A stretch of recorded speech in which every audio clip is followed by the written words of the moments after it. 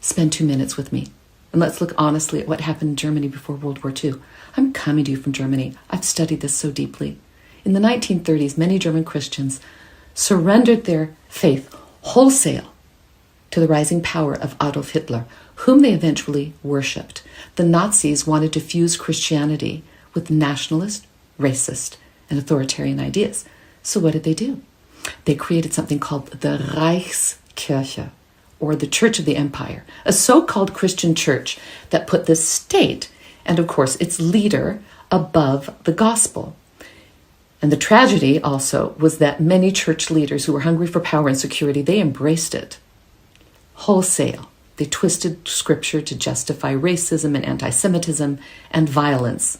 Loving your neighbor fell off the commandments first. It was forgotten. Instead, loyalty to nation and leader became the new leading commandment. And what also happened is that most Christians then went along. Obviously, their priests and their pastors were leading the way. And genuine faith was replaced by political dogma. The cross was, decorated in a flag, and Jesus was reduced to some sort of a mascot for the empire. And that is exactly what Christian nationalism is doing today in my home country, in the U.S. It demands Christians put America first, their political leader first, and it says that true faith means loyalty to one party and one leader, no matter the cost to Jesus's actual teachings. So we see Christian symbols that are used and Christian language that is used to push policies of exclusion and even violence.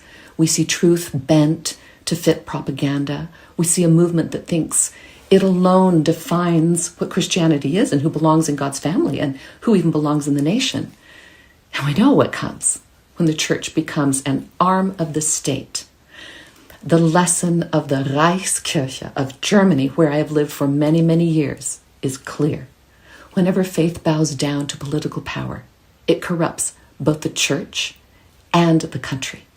It happened here in Germany.